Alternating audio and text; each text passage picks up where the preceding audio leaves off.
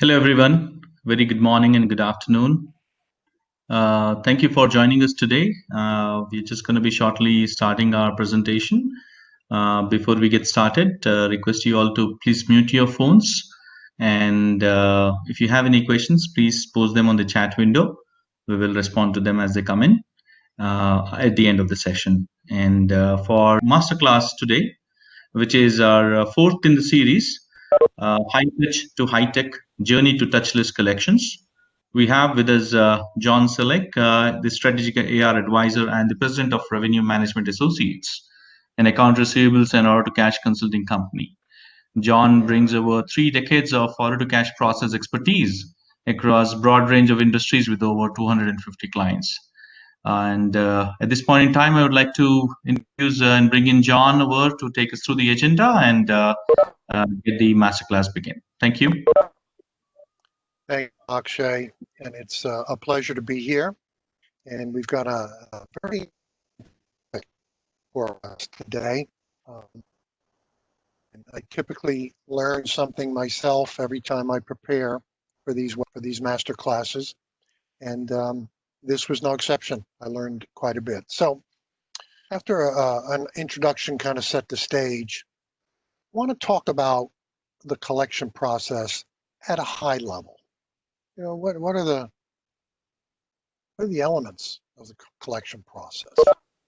And then we'll dive into which of those elements and activities can be automated, can be made touchless by digital automation. And I think we'll all see how important that is in today's economy with all the additional pressures and expectations of the credit department.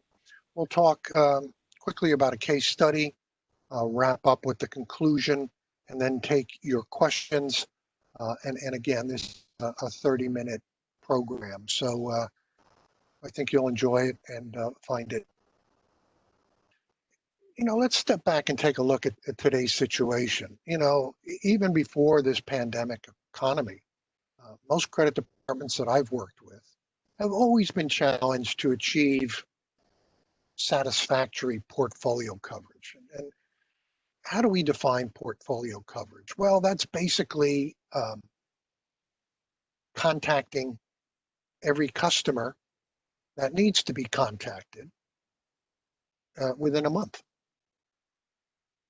And needs to be contacted usually means past due. You know, if you look and think about it, certainly the major accounts who control the bulk of the receivables, they usually receive the attention they require. Luckily, a lot of those major accounts just pay on time or close to on time with very little attention other than deductions. And that extends to, I think, to the larger medium-sized accounts. But it's the smaller medium accounts and the vast majority of your accounts are small accounts. Those are often neglected. And that allows what really is preventable, but a bad debt exposure to fester and grow. And by the time it forces your attention, it may be too late. So that challenge is, well, geez, how do we avoid that? And how do we give these small and medium accounts that are trending significantly past due, how do we give them the attention that they require to bring back in line and minimize our exposure to bad debt? So that's the pre-pandemic situation. And now it's gotten even worse. We estimate that for most credit collection departments, their workload has increased by 200 to 400%. And why?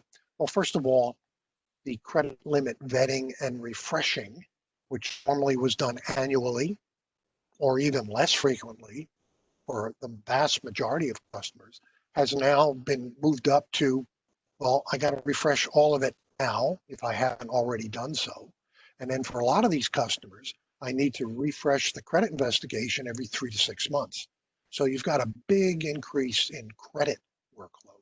And then, of course, collections. Many It's not most of your customers have seen revenue drops, cash flow deteriorate. They're going to pay you slower. It takes more monitoring, more scrutiny, and much more customer contact activity. So with this, how do you meet this challenge of adequate portfolio coverage without increasing staff? Because we know how requests for staff increases were received before the pandemic. And if your company's suffered a revenue drop during the pandemic, you know what the reaction is going to be to a request for more staff now. So how do you overcome this challenge? Well, let's just step back a moment and try to look at the collection process from, a 50,000 foot level. What are the major elements? Well, the first one is having an accurate and complete AR ledger. In other words, a database of your receivables. Who owes you? For how much? What? Which invoices? How old is it? That's the basic information. A lot of companies are challenged by this, particularly those that have made acquisitions, and those acquisitions have not been fully integrated. So you may be on SAP. A couple of these newly acquired companies may be on Microsoft Dynamics, JD Edwards, Oracle, QuickBooks. We've seen it all. So getting that single source of the truth, one database of your accounts receivable asset with all the required detail is an important first step. Then comes prioritization. Who do we contact first, second, third? And different companies have taken different approaches to this. Some prioritize by risk rating,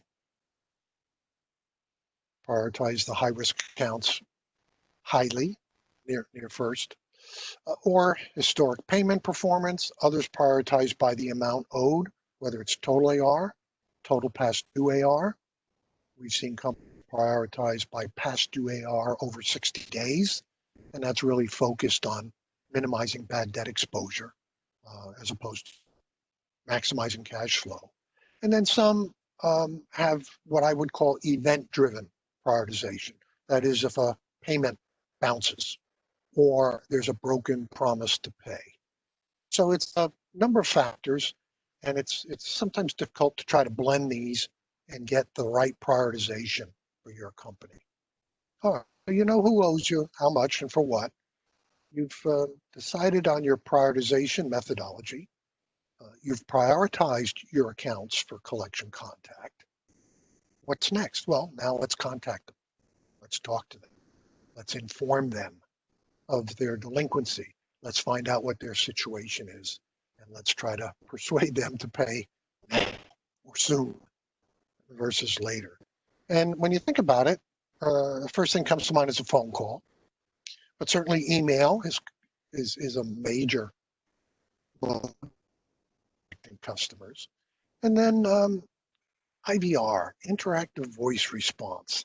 This is a little bit of an old technology, but it's very handy for handling inbound calls, particularly volumes of inbound calls. We'll talk about that more a little bit later.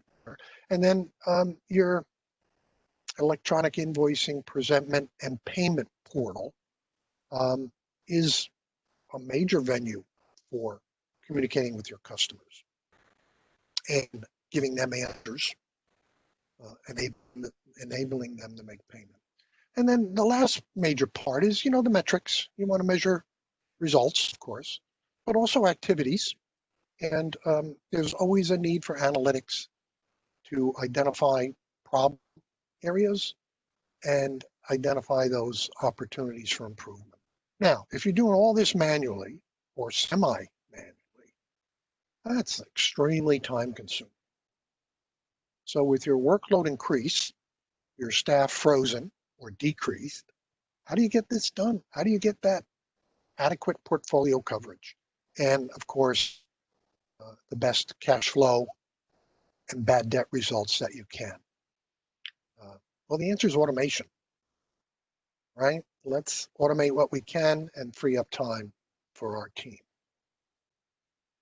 And the good news is a lot of this can be automated.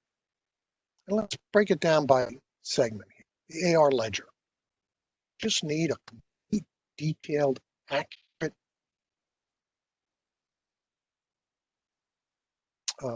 accurate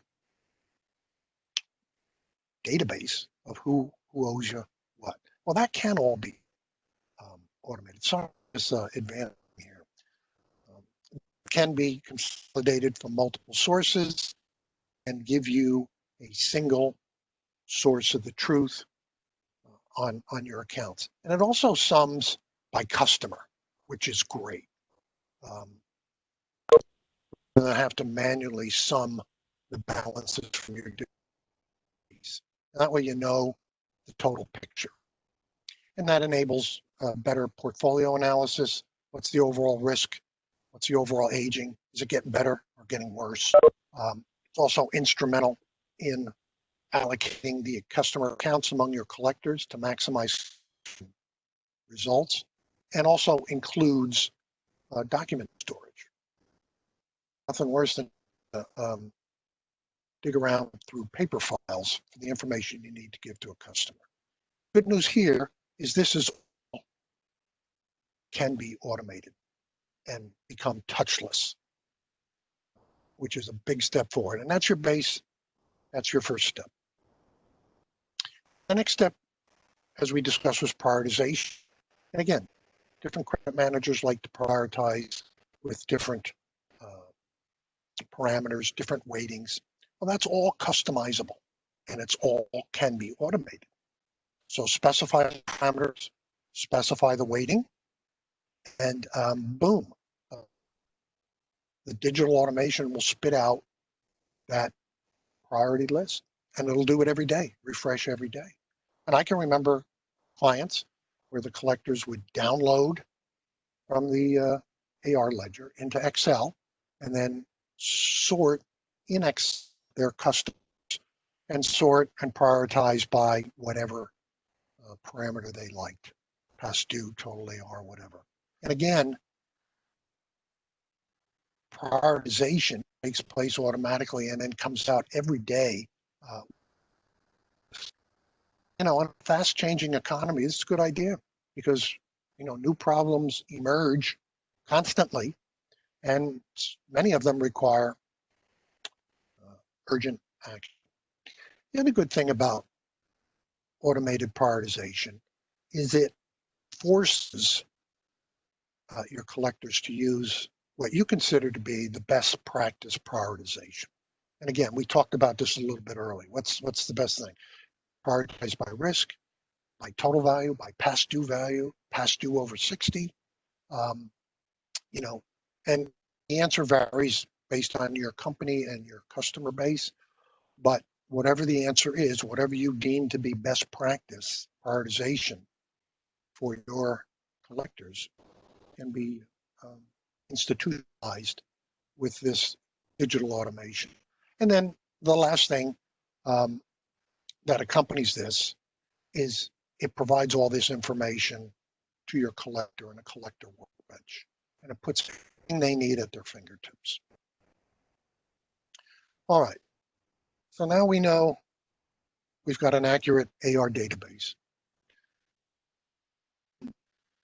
We've prioritized it for our collectors. And Touchless, by the way, once you set up the parameters, digital automation can do the rest. And saves a lot of time. It's a manual process. So now we got to contact the customer. The first thing comes to mind is a phone call. Let's talk to them. And we all know the problems with that, getting a hold of somebody, actually getting somebody on the phone, and then, having a productive conversation. Well, there's other ways, and other ways that can really help you achieve your portfolio coverage goals. First one is automated dunning. Now, we've seen that before. We've seen it in the old printing of dunning letters, stuffing the envelopes, mailing them, that sort of thing. Today, it's more of automated dunning via email. Select the accounts that require it, and it all goes out automatically. For those many small and medium-sized accounts, that might be your only communication with them. The objection is always raised. Well, gee whiz, email. Don't most customers just delete it? And a lot of customers do. But remember, just reading that email in the subject line and who it's from, that conveys a message. And of course, it also is useful for down the road when you want to put them on hold or take escalation efforts like turning them over to a third party. Nice to have that in the records that you didn't just cut them off and turn them over to a collection agency. You attempted to contact them many times unsuccessfully, and that's why you're taking this action. So this automated dunning can really provide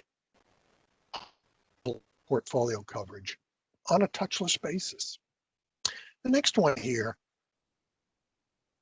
I apologize for this advancing screen, artificial intelligence enabled digital assistants.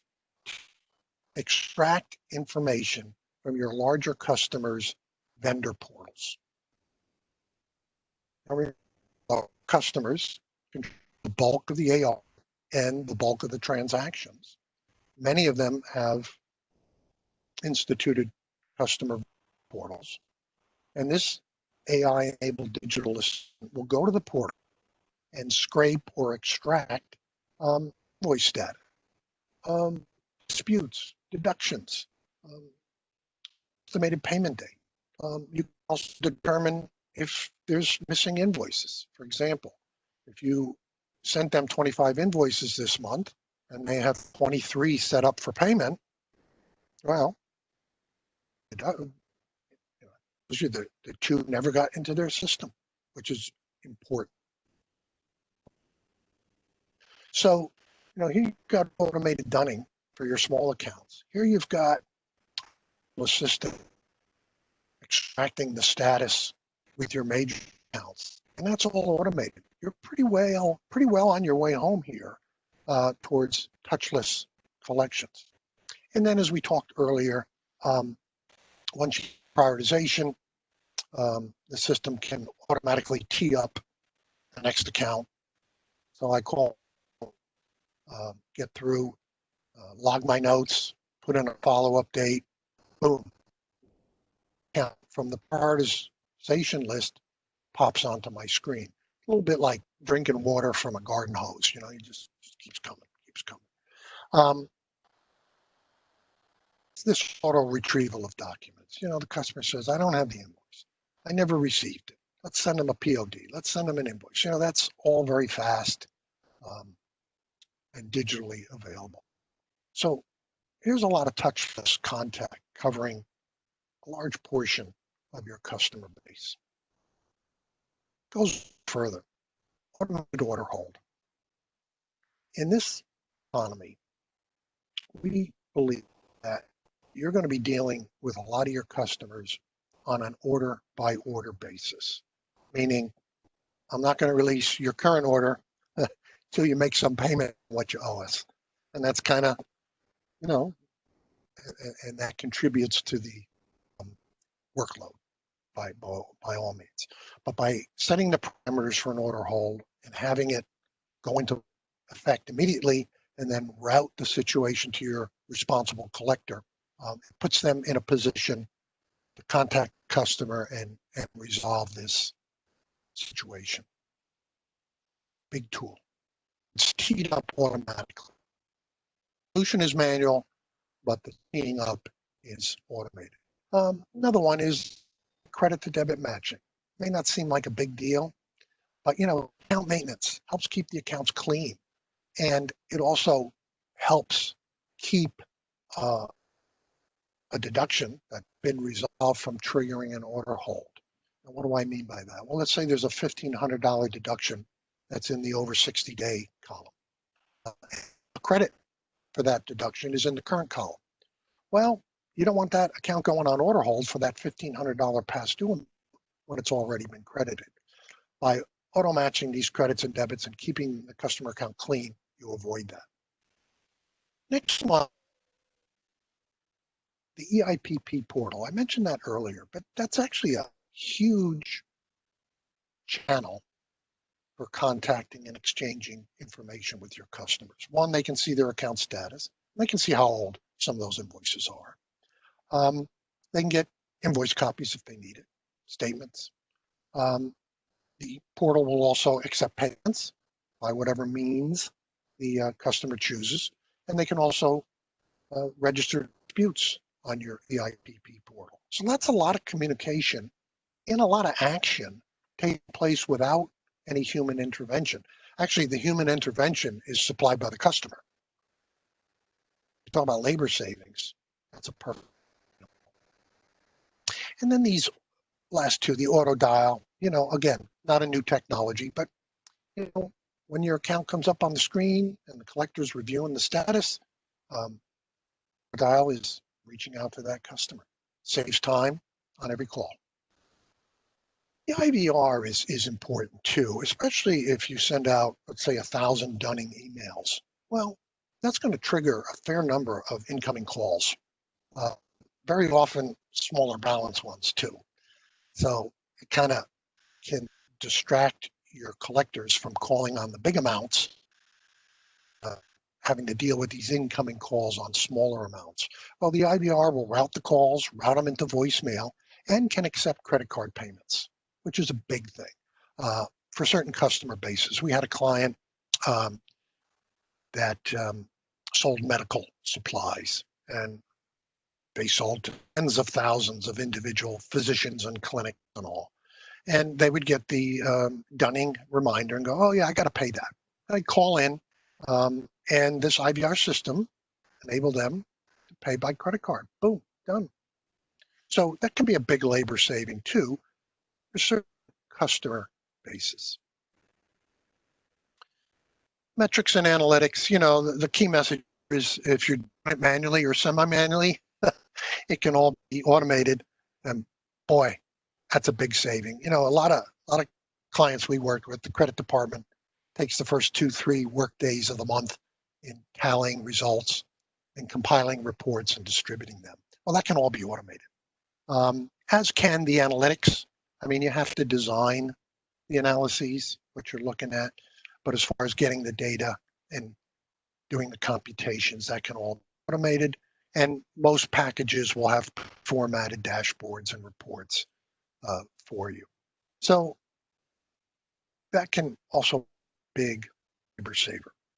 So when we talk about touchless collections, we've looked at 4 stages. What we found is a majority of that work can be automated. So never really get touchless. I mean, still got to make those calls, and that's a manual process. But boy, a lot of the lead up to those calls and the follow up after those calls can be highly automated and save a lot of time, which is so important in today's economy, as we talked. All right, quick case study. This was a large global manufacturer, and high complexity environment here. I mean, look at this: 4 business units, 150 countries, 14 languages, bunch of banks. But by using digital automation in their collection effort, they were able to achieve 100% customer touch, and drive their results down to currency of AR above 5%. And this was a pretty tough customer base too they were dealing with. I mean, well, easy. And do it without increasing headcount. And couldn't have done it without automating much of the department's activities.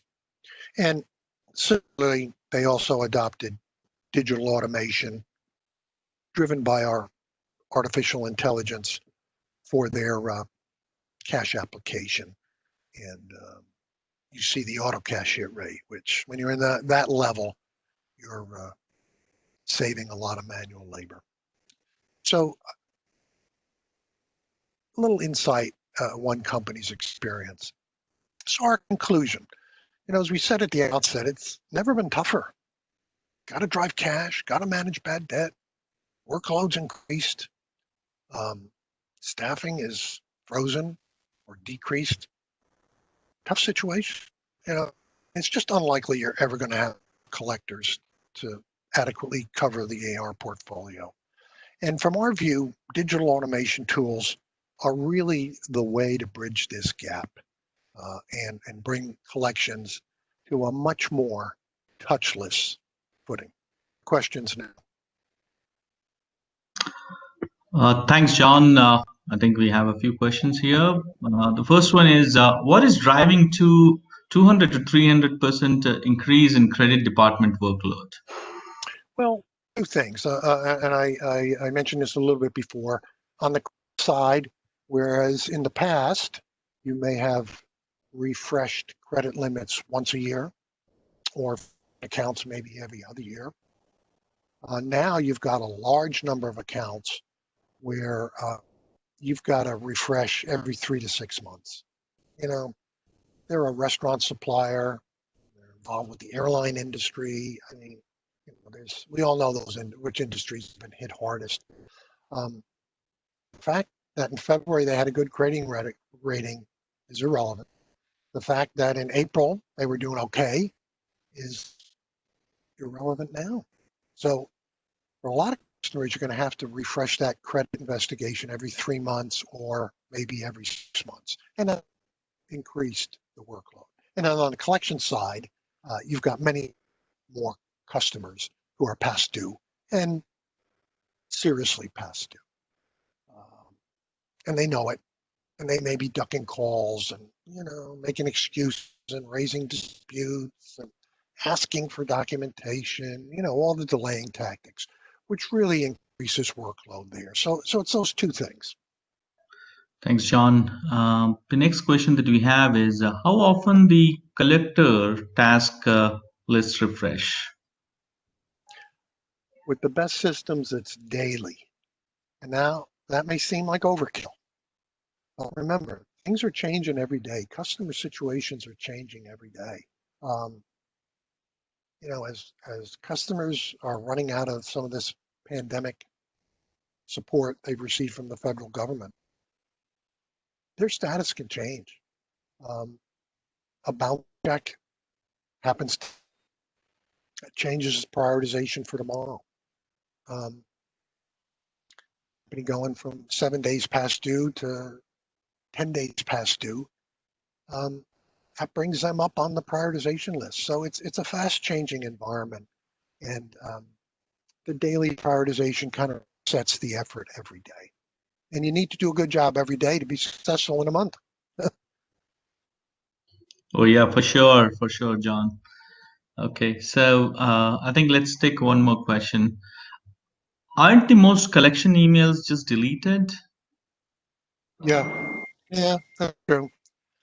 Probably most of them are. But as I said earlier, just that recipient seeing who emails from and, the subject of the email, past due, that's the reminder right there. So even if they delete it, message received. And you've got in touch.